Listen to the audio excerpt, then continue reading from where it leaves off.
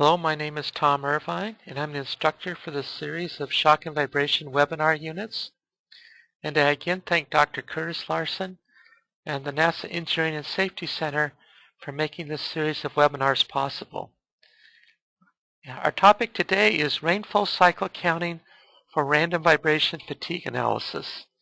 And this is really a very important topic because rainfall cycle counting is a very versatile tool which can be used for many different applications. As we often mention in this course, structures and components must be designed and tested to withstand vibration environments. And these components may fail due to yielding, ultimate limit, buckling, loss of sway space, etc. And fatigue is often the leading failure mode of interest for vibration environments, especially for random vibration.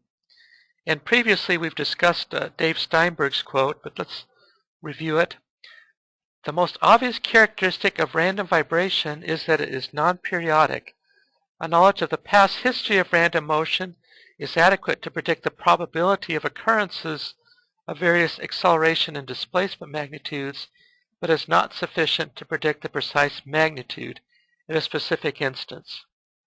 So when we're dealing with random vibration, it all becomes a matter of probability and statistics, and that will certainly carry over into our rainflow fatigue analysis. Now, having said that, the same rainflow fatigue methodology can also be used for sine vibration or even shock or any type of dynamic environment whatsoever. And here's just a little brief information on fatigue cracks here, and we're going to start off at the microscopic level. So a ductile material subjected to fatigue loading, or sometimes we say variable amplitude loading, experiences basic structural changes. And the changes occur in the following order. First, there's a crack initiation. So a microscopic crack begins to form within the material. Then there's localized crack growth. So local extrusions and intrusions occur at the surface of the part because plastic deformations are not completely reversible. Then crack growth on planes of high tensile stress.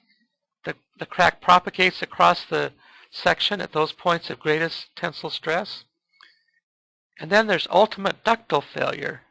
The sample ruptures by ductile failure when the crack reduces the effective cross-section to a size that cannot sustain the applied loads. So that's fatigue cracking for ductile materials. Now, just as a caveat here, so here's a picture of a baseball stadium. And the vibration fatigue calculations that we will perform are really just going to be ballpark calculations. And that's true no matter what our fatigue methodology is going to be. And that comes about primarily because there's uncertainties in the SN curves.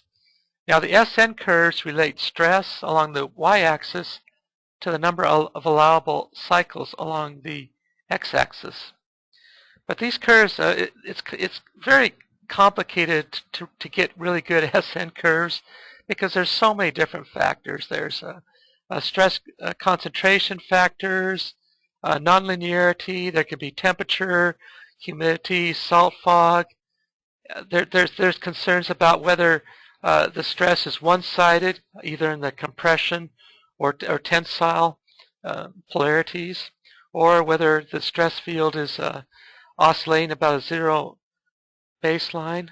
All these things enter in to our fatigue calculations, or at least they should. but it becomes really difficult to get good SN curves that can cover these types of variables. So anyways, we just have to make some simplifying assumptions, and perhaps the best that we can ever expect for our calculations is that our cumulative fatigue damage will be to the correct order of magnitude. So please keep that in mind.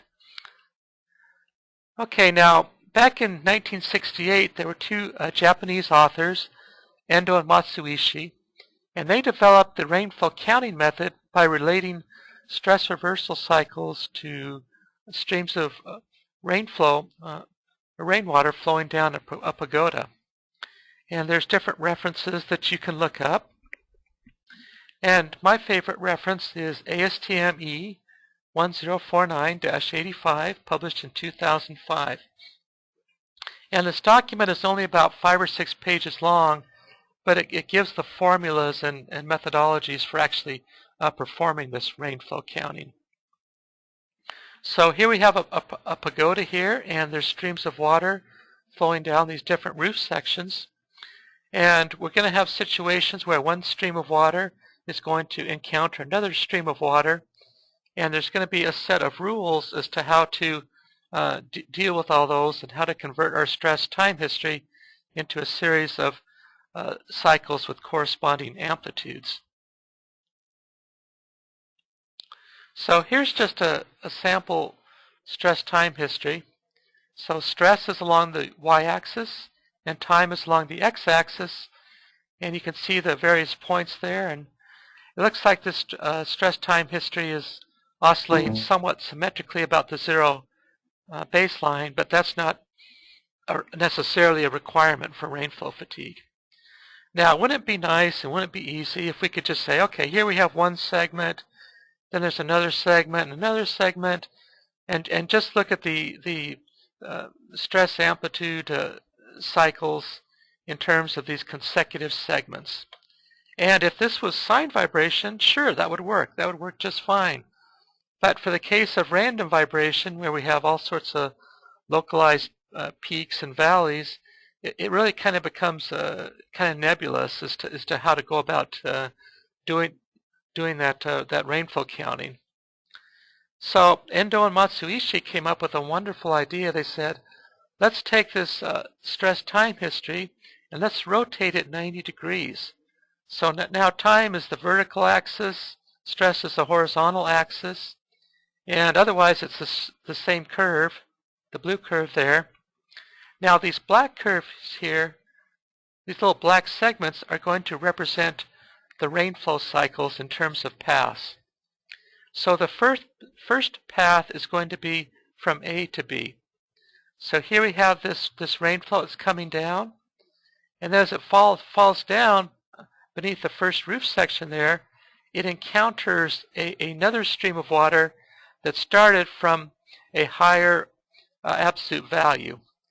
Or you could say it started at an earlier time. Well, I'm doing a little hand waving when I use the word time there, but you get the idea that this cycle, this path from C to D, is taking priority, and the A to B is going to stop when it encounters the C to D cycle.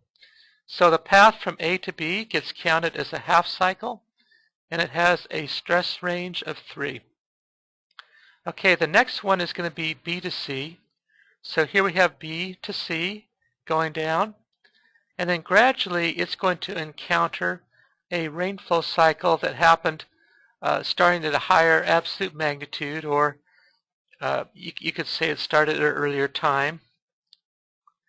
So the D to E to G cycle is taking priority over the B to C cycle. So B to C stops.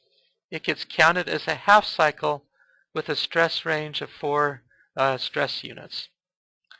Then we have C to D. So this rainflow cycle is starting and continuing downward, reaches the edge of the roof, and then just falls to the ground. So it never encounters any other rainflow. C to D is also counted as a half cycle with stress range of 8. Then we have D to E to G, which we've already mentioned. And just for simplicity, we're just going to call it D to G. And then it falls to the ground. And D to G is also a half cycle, and it has a range of 9 stress units. Now the E to F cycle is interesting, and it's going to be the only path that we're going to count as a full cycle, and here's why. So E to F is starting here, continuing down, drips off the edge of the roof, and then it encounters this previously established rainflow cycle. So in that sense, you'd think that E to F is just going to be a half cycle. But what happens is, let's look at D to E to G.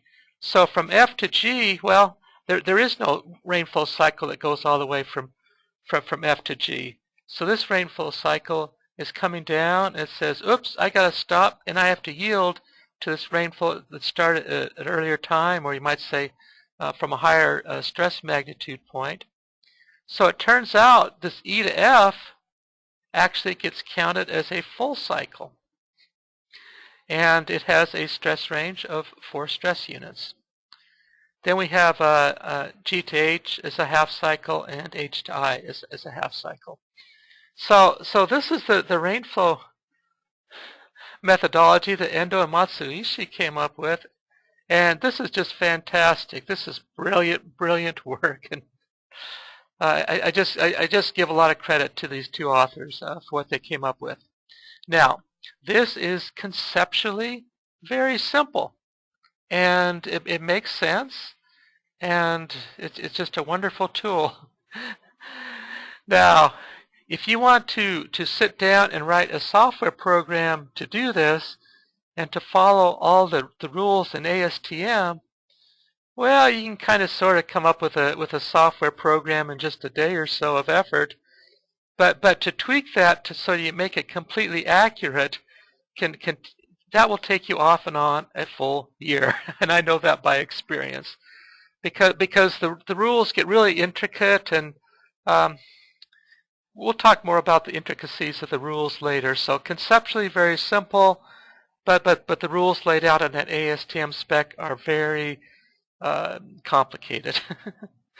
More about that later. Now, it becomes kind of a common practice, especially NASA, to say, okay, we have this all these cycles here with their various stress ranges.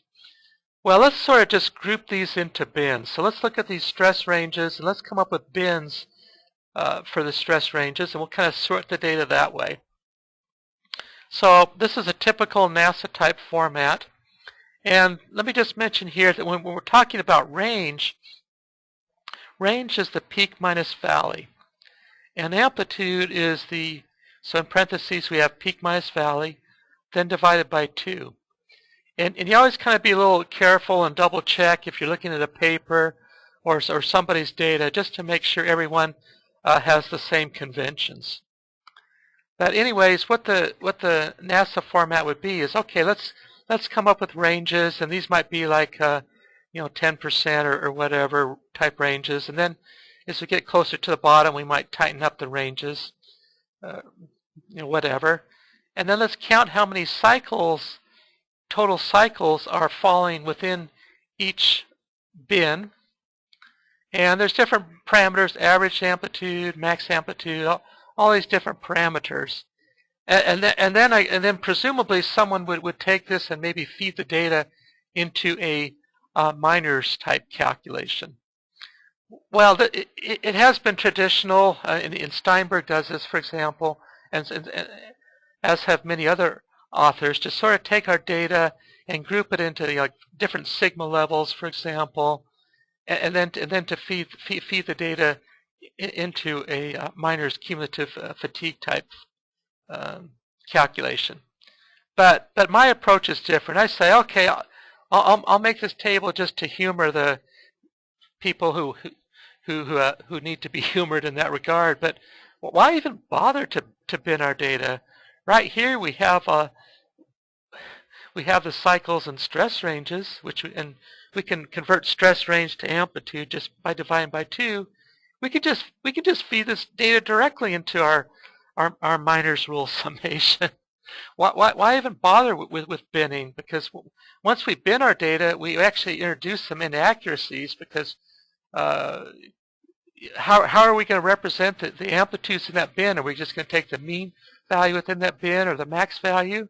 Well, either way, there's going to be some error introduced. So I'm just not a big fan of binning. I'll do it, but I say, here, this is all we need. It's this table. Okay, so let's talk more about the rainflow cycle counting and its uses. So rainflow I think I already mentioned this. It can be performed on sine, random, sine on random, transient, steady state, stationary, non-stationary. So just bring your own signal, oscillating signal whatsoever you might have, and we can do a rainflow analysis. And one of the purposes for rainflow cycle counting is to feed that data into the miner's rule and to evaluate the potential for a failure mode using miner's rule in conjunction with the SN curve for that material. Then we can here's another use altogether that's also a powerful tool. We can compare the relative damage potential of two different vibration environments for a given component. And to do this, we don't need to know what the SN curve is, except for we do need to know what that fatigue exponent is going to be.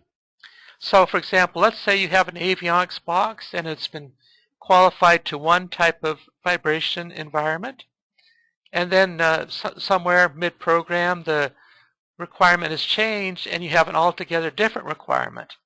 Well, it takes a lot of time and money to qualify an avionics box, so is it possible to show that the box is good to go for the second environment based on the fact that it has successfully passed the first environment?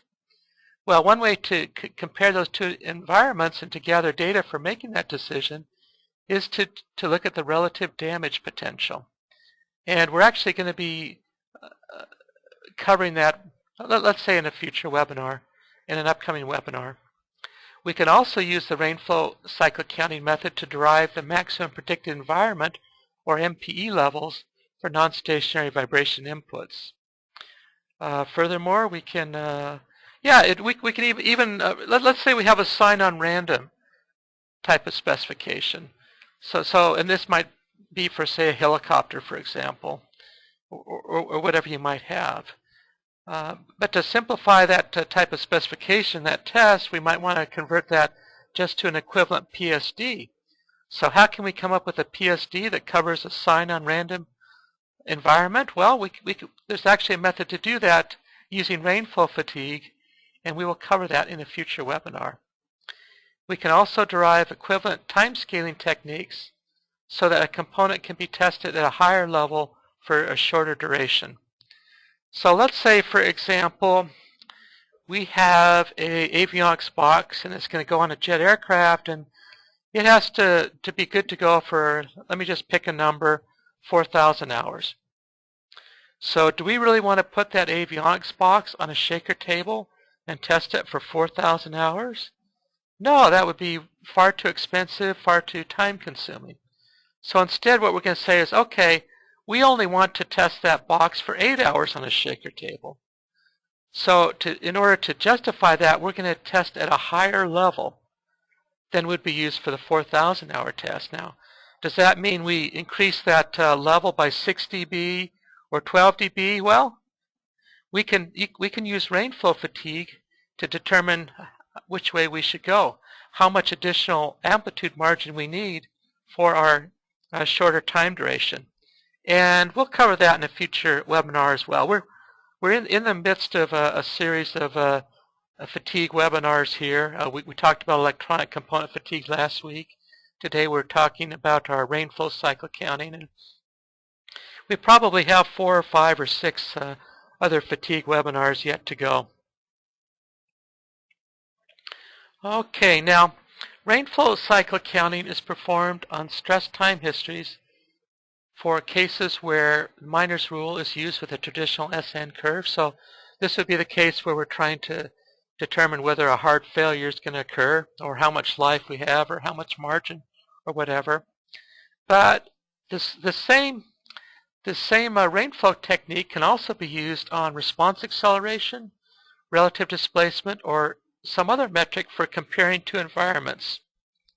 So as I mentioned, for the case we have the avionics box, already been qualified to one vibration test. Now it has to undergo another test in order to weigh the two environments and to see if we can skip the second environment. We could simply do the relative damage rainflow calculation on the acceleration. So we don't need to go and actually calculate the stress, although we could. Now, if we're going to do some type of Steinberg's electronic fatigue calculations, then relative displacement would be our fatigue metric of interest. And we covered that, we started that last week, and in the next week or two, or three, we're going to revisit that in more detail. So here's our mascot for this course. It's the spring mass system.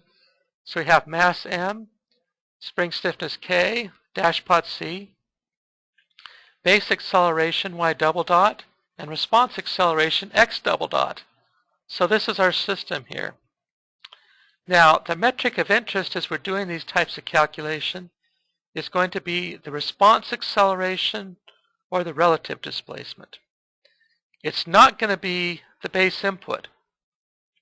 So let's say we're doing a test, or we're gathering field data or flight accelerometer data, and we had an accelerometer mounted on this mass. Well, that would be great, because then we could take that data and say this is the response of our system, and we could feed that into our fatigue calculation. Or if we had an accelerometer on the mass and an accelerometer on the base, then we could, through some intermediate and post-processing, we could determine the relative displacement. And that relative displacement could also be fed into our Rainflow cycle counting. But here's the case where we have inadequate information. Let's say the accelerometer is we only have one accelerometer. It's mounted on the base. Well, in that case, we don't have all the information we need, because the rainfall fatigue needs to be done on the response. So if that were the case, then we would have to do a base input analysis using some assumed properties to determine what our response acceleration would be. Okay, so I think I covered that already. Now we're going to do an example here, and this example comes from Steinberg. So it's just a simplified example, and what I've done is I've taken Steinberg's example and I've kind of innovated upon it and changed some of the numbers, but essentially it comes from Steinberg. But we're going to do a few enhancements to this example. So here we have a bracket. It's sort of a cantilever style bracket with fixed free boundary conditions, and it's going to be made from aluminum. And you can see the various dimensions called out. And here we have a solder terminal, and the solder terminal is going to represent a stress concentration factor because there's a hole for that terminal.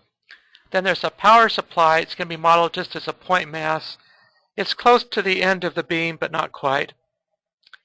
And what we're going to do is we're going to subject this to a base excitation, and we're going to determine what the resulting stress is in the vicinity of that solder terminal to determine what kind of life that we have, or whether or not failure is going to occur.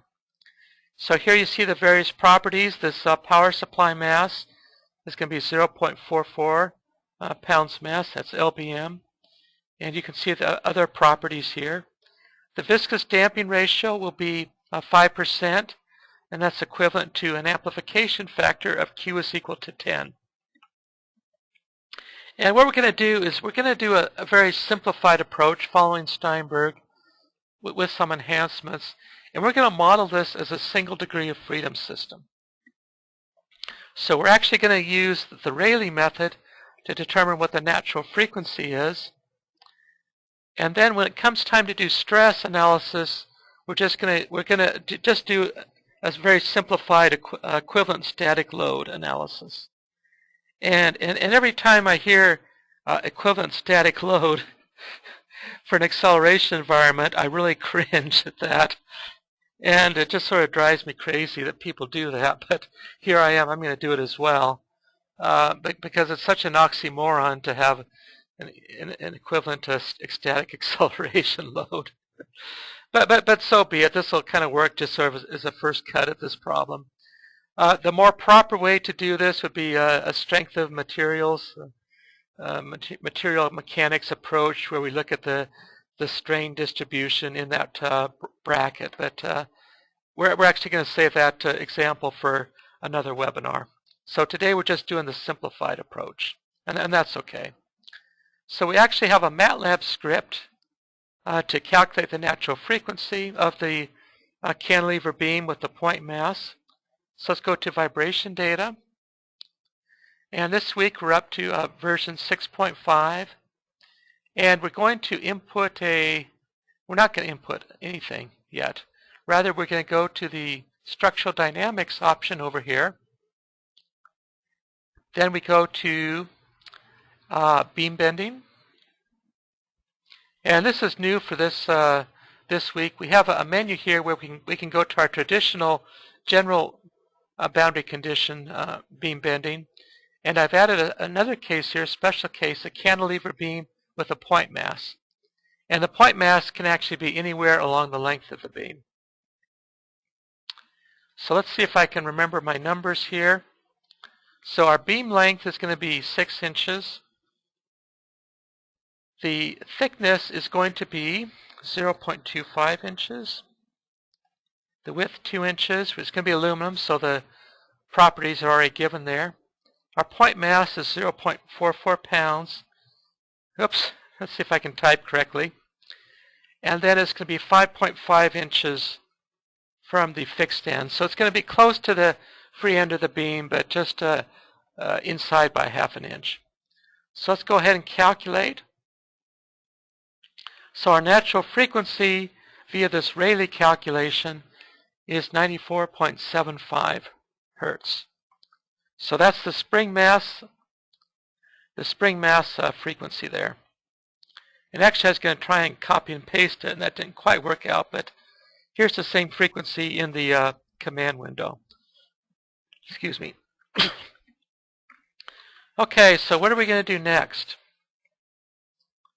So the next thing we're going to do is, okay, so here's our spring mass system representing the bracket with its power supply. And again, we're going to assume Q is equal to 10 and with base excitation. So let's go to our library function and let's pick out a base excitation. So let's see, let's go to import data to Matlab. And this week we have a new specification. It's actually one we've taken a look at before, but this is the first time it's in our library function. And it's mil standard 1540B ATP PSD specification. So let's read that. Okay, so its units are frequency in hertz and G squared per hertz. So that's now loaded in, and you can see that in the workspace. Of course, if you wanted to, you could just enter in this manually as well, this PSD.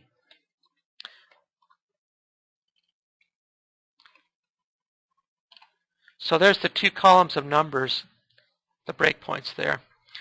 Okay, and again, the first column is frequency in hertz, and the second is G squared per hertz. And it looks like they're all zeros, but that's just Matlab's quirky way of taking that scale factor. In fact, if we want to see those numbers, excuse me, the G squared per hertz numbers, those are the real numbers. Okay, let's go back to vibration data. And we're going to synthesize a time history to meet that power spectral density.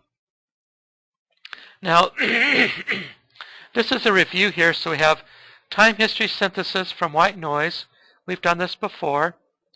And we already have, in fact, it just pops up here. Since I previously ran this before I started this webinar recording, the name and the duration are already entered in there for us. That's convenient. So let's view our processing options. And we're going to go with the option that is about, let's see, let's do choice 10 here. We have plenty of statistical degrees of freedom. And our delta F is going to be about 2.8 hertz. So let's calculate.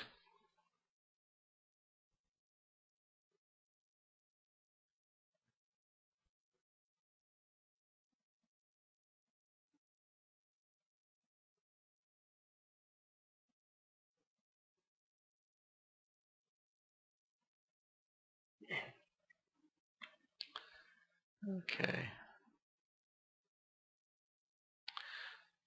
So here's the result of our synthesis. We have a power spectral density and the g squared per hertz versus frequency in hertz. And that's in actuality GRMS squared per hertz. The red line is the nominal value. The blue line is the PSD of our time history synthesis, and it's well within the plus and minus 1.5 dB tolerance bands. Here's the histogram of the acceleration time history, counts versus acceleration g. It has the Gaussian distribution. Then the displacement time history, the acceleration time history. So here's our acceleration time history. And if we zoom in, we can find out that, yes, in fact, it is a random vibration signal. It's not white noise, but rather it's a time history which matches a shaped power spectral density, which is a broadband PSD. So we're going to save this time history. I'm going to save it as synth, S-Y-N-T-H. Okay, now we're going to calculate a single degree of freedom response to that base input, which will be the response of our spring mass system. And I'm trying to make this software a little more user-friendly, so I've added a button here so we can go directly to our single degree of freedom response function. And aside from the short navigational cut, this is something we've run before. So let's put in our, nope, natural frequency goes down here. It's already entered in. Q is equal to 10. And it's synth, so we don't put in a number, rather we put in the label of our array. And that's a synthesized time history with units of time in seconds and acceleration in g. Let's calculate our response here. So we have a relative displacement response, our acceleration response, and our base input acceleration. Now the base input acceleration is a synthesized acceleration, so we've seen that before. And what about our acceleration response? Let's go ahead and zoom in on this and see what happens. So I'm going to do some successive zooming in. And you can see the frequency content is fairly sinusoidal. So if we took the number of peaks over a given duration, we would find out that that comes out to be about 95 hertz. But the amplitude itself is varying in a random manner. So what we have here is we have a narrowband random response. That's what's going on. We've talked about that before.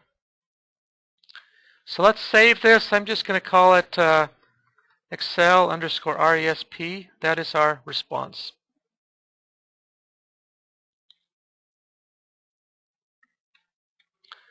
Okay, you can see the various statistics here. Now here's something that has always concerned me, and we've talked about this before, is that if we take the ratio of the peak absolute value to the RMS, that gives us our crest factor. And you could think about RMS being equivalent to the 1 sigma value, assuming a zero mean. So in many cases, when people are doing these types of analyses for random vibration, they assume that 3 sigma is the worst case. Well, for our case, we would say we have a 4.61 sigma peak. So if we are to just stop at 3 sigma, we are going to underestimate the fatigue damage and the stress levels for this component. So just keep that in mind. Okay, we've got to go back to the slides here briefly. So here was our base input power spectral density from that mill standard. And we read that in. It was a library function. We did the time history synthesis. Came up with a synthesized base input. Now this is the slide version, and it's not necessarily the same one I just generated in our webinar class here. And that just has to do with the random number seeds and that sort of thing. But the key statistical parameters would would all be similar. And we verified that the synthesis time history gave us a PSD that complied with the specification. Then we took a look at the response. Okay. Now, at this point, because we're going to try and look at the possibility of an absolute ultimate stress failure, we're going to have to convert this acceleration into stress. And again, the more proper way to do this, or the proper way, is to do a strength of materials type calculation and look at the strain field along the beam. But we're going to just do an oversimplification here, and we're going to say, okay, we can do an equivalent static loads analysis, and we're going to take that point mass times its acceleration. Actually, it's going to be an equivalent mass representing both the beam mass and the point mass. And we're going to take that equivalent mass, multiply it by acceleration, and multiply it by a length, and that is going to give us our reaction moment. And there'll also be a reaction shear force as well. Then once we've done that, we can determine what the bending moment is along any length of the beam. And that's just using some basic statics type approaches. So the effective mass from some previous textbook type derivations, and somewhere on my blog I must have a paper on this. In fact, I know I do. For this case, our approximate effective mass is going to be 0.2235 times the mass per length times the length of the beam plus our point mass. So for our case, our effective mass is going to be 0.0013 pounds force second square per inch. So that's our effective mass, and then again we're going to multiply that by our acceleration, which is going to be our narrowband random time history, times the length. And this length in this case is going to be the length from the effective mass, we'll call it the effective mass CG, to the solder terminal. That's how that calculation works out. And the bending stress is then going to be equal to K, the stress concentration factor, times m hat, that's the effective mass time. It's actually the effective. Excuse me. Okay, I started to say m hat was the effective mass. That's not true. M hat is the resulting moment from the effective mass times acceleration times its length. Then we're going to multiply by c, where c is the distance from the neutral axis to the outer fiber of the beam. Then we're going to divide by the area moment of inertia. And for our case, for the solder lug or solder terminal mounting hole, we're going to assume that the stress concentration factor is equal to 3. So imagine that now that we kind of do a little bit of rearranging and substitutions. So in our parentheses here, we have the stress concentration factor times effective mass times the length times the distance from the neutral axis divided by I, area moment of inertia. And let's call this a coefficient. And then that will be multiplied by our acceleration time history in order to give us our bending stress time history at that solder lug mounting hole. So this just kind of shows you the calculations. It's actually a bit of a nuisance here to go through and get all the units correct and do the calculations. But anyways, after we do this kind of some busy work here, we come up with a scale factor that's going to be approximately 0.34 KSI per G. So if we apply this scale factor to our acceleration, then we're going to get our bending stress at the solder terminal hole within the scope of our simplified assumptions. So let's see how we can do this. So we have 0.34. Let's keep that in mind. So let's go to vibration data, and let's go to signal editing utilities. Let's click on that. And we're going to do trend removal and amplitude scaling. And let's see, our file here for our response acceleration is accel_RESP. So we have acceleration G and stress in KSI. And we're not going to do any trend removal because the signal acceleration response signal already is oscillating about the zero baseline. No need to do trend removal. But we will multiply by a scale factor, and that scale factor is going to be 0.34, and that will convert acceleration in G to stress in KSI with the built-in stress concentration factor. So our input time history is acceleration versus time, and this input time history is actually the response of our mass, but it's the input to our scaling calculation. Then our output stress time history, so this is at the solder terminal hole, already with it, the stress concentration factor is already built in. And this, because it's a simple scale factor, it's going to have the same crest factor as did the response acceleration, and it's also going to be a narrowband random process. That should be intuitively clear. And it's going to have a frequency, if we zoom in enough times, so we could do the little exercise where we count the peaks and divide by the corresponding duration, and that should come out to be about 95 hertz. And if you want to do that, that would be an excellent homework exercise. So that's our output stress time history. It's the bending stress. And we're gonna save this now. Let's call it bending underscore stress. That's our output stress time history. So bending stress, save. Okay.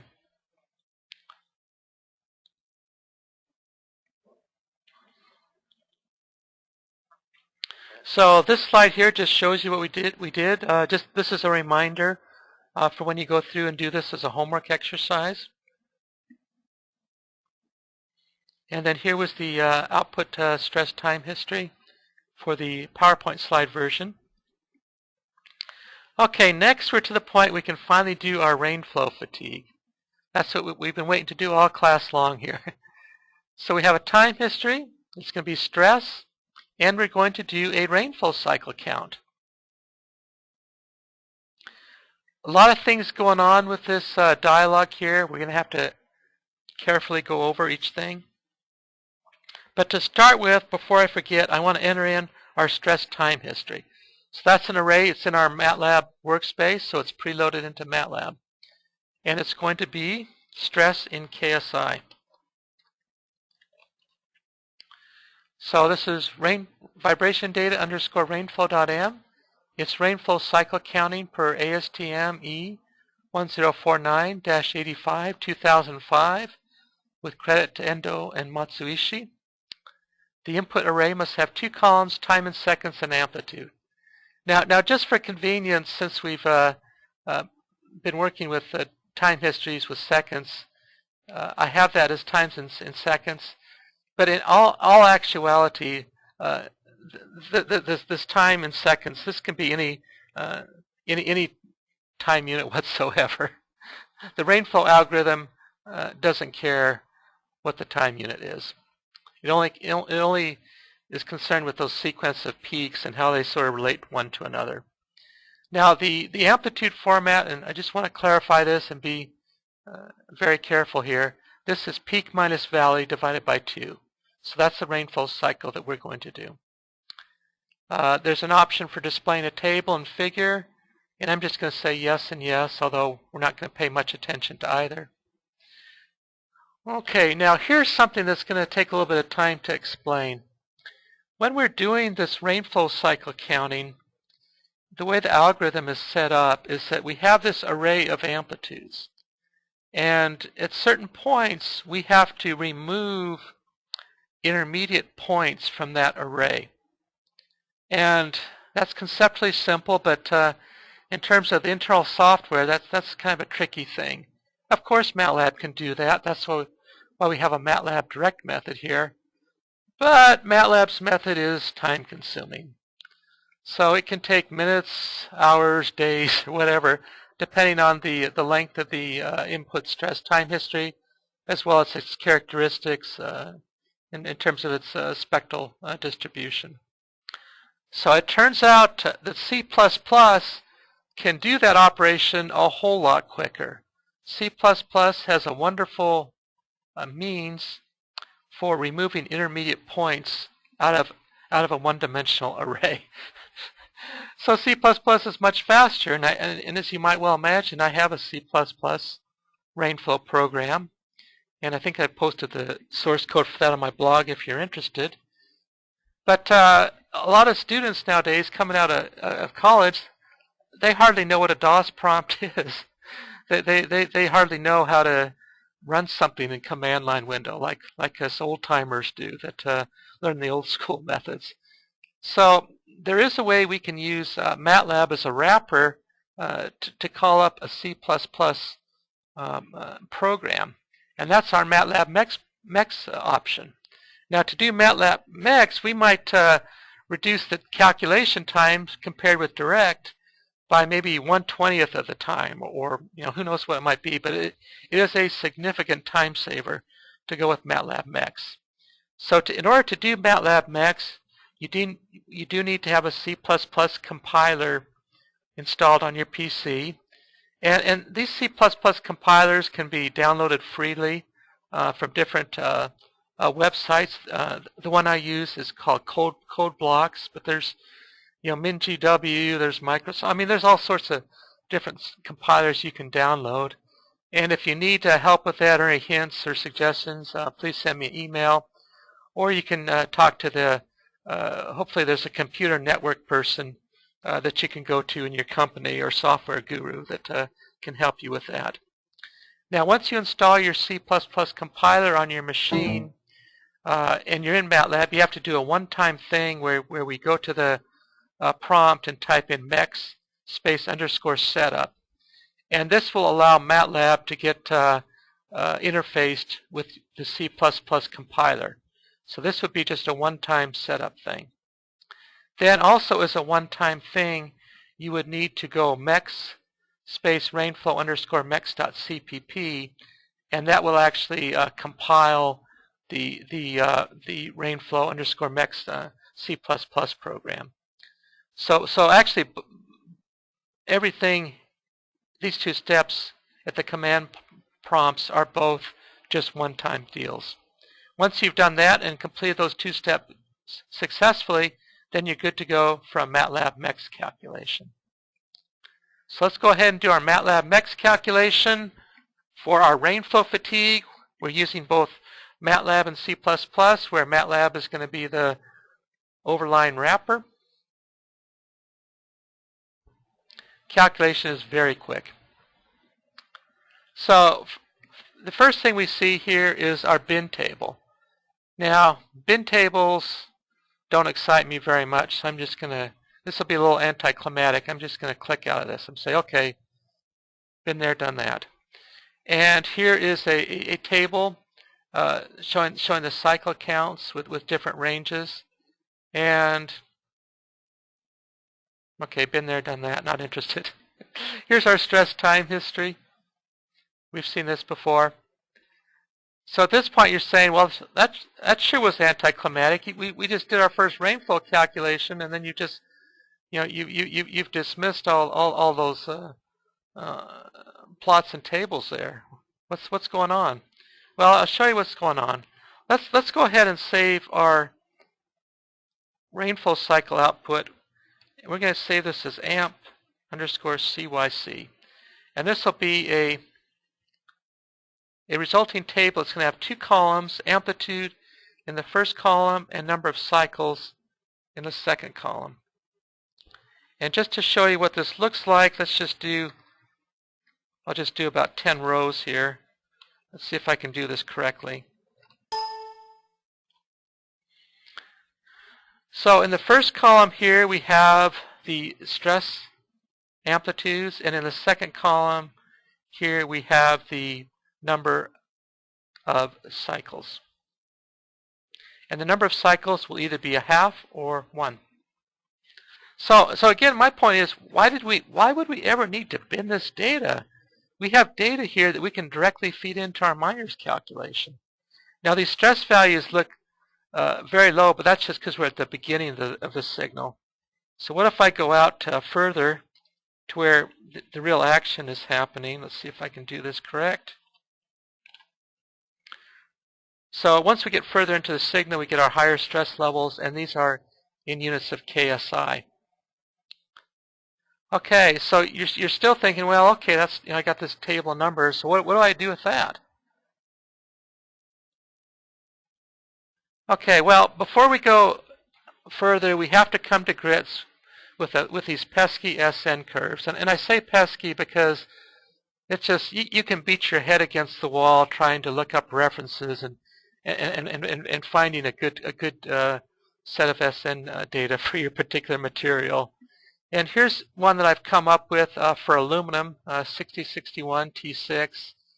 And let me emphasize, this is for reference only. Don't quote me on this.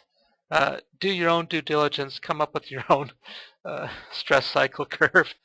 KT here means that this curve is going to be a stress concentration factor of 1. We're going to account for our stress concentration a factor of 3 separately. I'll explain that. But sometimes you'll find in references that there are different SN curves for different stress concentration factors, and you'll see references to notched and unnotched samples, for example. Stress ratio equals -1. This means that we have a symmetric stress field about the 0 baseline. When I say stress field, I mean time history, about the 0 baseline. But sometimes as you consult with the literature, you'll see SN curves where it's all one-sided on compression or all one-sided on tension or any permutation in between. Another concern with these curves is that a lot of these curves you'll see are just defined in maybe a dozen or so points, and so we kind of have to make our own continuous curves to connect up with those points, and that's very common that these curves actually stop somewhere above 1,000 cycles, and so low frequency SN curve data is very hard to come by. We kind of just throw up our hands and assume that this is going to converge to the ultimate stress limit. And the reason there's a slope change here has to do with ductility and strain hardening and other things of that nature. So this is max stress along the y-axis, and this is amplitude stress. Now, here's another thing that you have to be careful of. As you go through the literature, and maybe like there's Mill Handbook 5J or whatever, you'll see SN curves, and it will be ambiguous as to whether it's a 0 to peak or a peak to peak. In other words, is it amplitude or range? And that's just a kind of a concern I have about how SN curves are presented to us in the references. Okay, I think I've kind of covered this already. So for the case where we have above, say, 1,538 cycles, the maximum allowable stress is given by this curve, and I've simplified it into a straight line segment in log-log format, even though in actuality you can see there's some curvature there. So, back to the earlier statement I made, this is all ballpark calculation. And at some point we have to say we cannot agonize any further. Our report is due by 5 p.m. We got to get it done, so we just have to make a simplified assumption. Now into the miner's cumulative fatigue. So let n be the number of stress cycles accumulated during the vibration test at a given stress level represented by the index I. And that when I say that, that's going to be lowercase n. And uppercase n is our not to exceed number of cycles, which would otherwise produce a fatigue failure at the stress limit for the corresponding stress value. So this is the classic miner's cumulative fatigue index R. So we do this summation. And the people that like to arrange the rainflow cycles into say 3 bins or a dozen bins, whatever, are very proud of themselves. They can just pat themselves on the back, because they say, oh, all we have to do is throw in a couple of ratios into this formula, and then there we have our cumulative damage index R. And I say, well, okay, but in order to bin the data, you've made some assumptions that have kind of potentially introduced some inaccuracy. And why not take all 2,000 or 3,000 or however many stress reversal cycles we have and feed that into the summation? The software doesn't care. I mean, our software nowadays is so quick that we don't need to make this a hand calculation. The software can take care of this for us. We don't even need to do our binning. But anyways, in theory, according to this Miner's theory, the part should fail when the R value reaches a value of 1. But for conservatism, for example, Steinberg says that aerospace electronic structures should have a more conservative limit of 0.7. And if you want to be even more conservative yet, I'm sure you could find a lower not to exceed R, or just make one up yourself. Now, actually, as it turns out, the people that do fatigue analysis like to simplify this a bit further. And they say, well, we can take that SN curve with its 2 segments, and we can just simplify this into a 1-segment SN curve. And this is going to be okay as long as the stress is going to be below the ultimate limit with some margin to spare. So let's just go back to our aluminum curve here. We're going to assume that our stresses are well below the ultimate stress limit, and we're just going to take this and simplify this as a single curve here. And the single curve here is going to have a point where it intercepts the cycle, where the cycle would be equal to 1/2.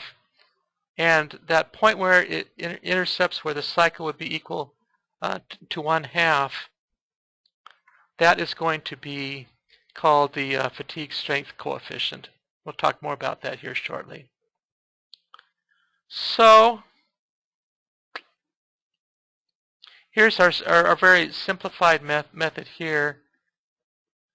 And this will allow us to do an equivalent Miner's calculation where we directly calculate the fatigue based on the stress cycles. So let's directly calculate the fatigue based on the stress amplitudes, I should say, cycle by cycle. And we have to take this stress and raise it to the exponent b. And then we can divide by this fatigue strength coefficient, which I mentioned earlier. And it's the stress limit for 1/2 cycle for the 1-segment SN curve. And in actuality, it's that stress limit raised to the exponent of b. So I probably should put that in here. So let's see. The stress limit, maybe I need another set of parentheses here. How should we do this? Well, that kind of sort of works. You get the idea. And B is our fatigue exponent. And as I sit here doing this presentation, the more I think about this is that even though this is a neat and tidy formula in the literature, we really had ought to be using the full SN curve, including our assumptions for how this curve kind of has the little roll-off effects and does not exceed the ultimate stress limit. But more about that later on in future webinars. Just for today, we're going to do this simplified calculation. So let's go, and we're going to do the second part of our fatigue calculation, or I should say the next part. So we have amp underscore CYC here, which we've saved. Okay. Let's go to our Miner's cumulative fatigue, which is valid for stress time histories. And this script calculates the Palgram Miner cumulative fatigue damage. So let's type in our stress array there. It is units of KSI. It is duration of 180 seconds. And aluminum 6061 T6, we see the exponent there. And we have the fatigue strength coefficient A, and it's KS in units of KSI raised to the power of 9.25. Now we already have our stress concentration factor applied. So instead of typing in 3 here, which is the stress concentration factor, we're going to type in 1 because we've already applied that in our stress time history. Now our cumulative damage is not going to depend on duration, but the cumulative damage rate will depend on duration. So let's see what our cumulative damage is. And that comes out to 2.229 e to the minus 8. And that is so well below 1 that we can say we probably did not even need to do this calculation in the first place, because our part is going to last for a very long time at that level. But sometimes what I like to do is, once I get these numbers, is I like to say, well, okay, what if we had raised that level by 3 dB or 6 dB? So let's go to this table here, and we see, okay, for our input level of 6.1, and let me start off with the table header here. This is our single degree of freedom system, our solder terminal location, and we have the fatigue damage results for various input levels, 180-second duration, crest factor equal to 4.53. Well, that was for the slide version. For our in-class version, we had a higher crest factor. And then for, let's see, for our slide version here, let me go back and check our, let me just go back here to our, okay, it turns out our in-class exercise yielded a cumulative damage which is very close to the slide version. So that gives us some extra confidence. So then I went through and said, what if we raised our input level by 3 dB increments? So here you see the GRMS value increasing. Here you see the margin, the 3 dB margin, then 6 dB, and so on. And the stress values are going to go up by the corresponding margins. So we don't need to go through and do all those calculations again. We can just simply do some scaling here. Everything is going to be assumed to be linear. So you can see the stress values going up. Now for a 3 dB margin, being that these are amplitudes to the first power, the increase is a scale factor by the square root of 2. So you can see the input overall levels are going up by a scale factor, a square root of 2, as are the response stress values, also likewise going up by a square root of 2. So you can see that happening there. Now the R value, the cumulative damage, look at what happens there. The R value is definitely going up by higher than square root of 2. And let me just go to an Excel spreadsheet here. If we take the square root of 2 and we raise that to 9.25 as the exponent, that's about 24.7. Let's just call it 25. In each case, our R value is going up by a factor of 25, corresponding to 3 dB increments. And finally, when we get to a 15 dB margin, we can see that the damage is approaching 1 here. It says 0.219. So it looks like that our part would not be able to survive much longer than 180 seconds with a input margin of 15 dB. So that kind of just teaches you some more things about fatigue. Let's go back to our Matlab command window here. So here's our cumulative damage. Again, cumulative damage in terms of minors does not depend on duration, but our damage rate does. So here's our damage rate per seconds. So if we take that damage rate per seconds, we say, okay, at what point will our damage rate be equal to 0.7?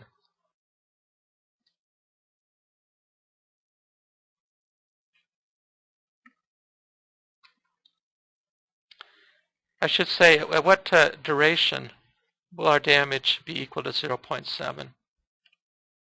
That's the number of seconds. That's a huge number. So then we can sort of play around and do a little game here and say, okay, there are 3,600 seconds in an hour. So how many hours? How many hours can our part withstand at that input level?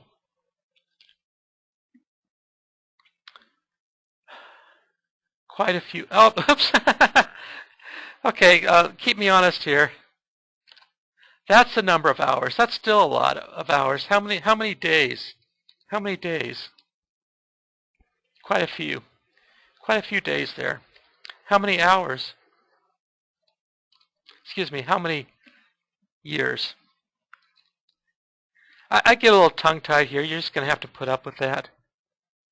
Okay, 179 days, if I've done that right. Let me see. So we converted, we calculated the number of seconds based on the damage rate, calculated the number of hours, the number of days,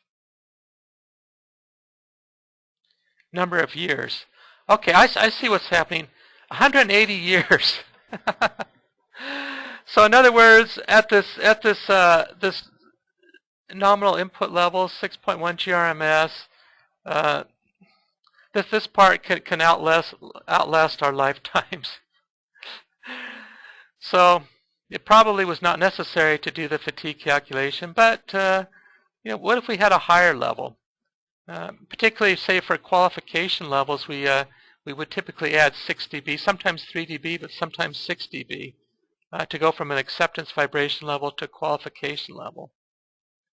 So in that case, the fatigue damage is much higher, and the part would have a shorter duration, a shorter lifetime at that level, but still plenty long enough to pass the corresponding shaker table test. So after all was said and done, our example was kind of anticlimactic, but you get the idea of how to do fatigue calculations. And this is just sort of, as I mentioned, an introduction, and we certainly need to cover more aspects of rainflow fatigue calculations. We're going to, in our next, in some of our upcoming units, instead of just doing these simplified spring mass system simplifications, we are going to look at these beams and plates. We are going to look at beams and plates using continuous models, so we can account for the stress and strain fields, which will make for a better calculation. But that's all for now. Please repeat this as a homework exercise, and we've certainly got more to do. So look forward to seeing you next week, and have a good day. Thank you and goodbye.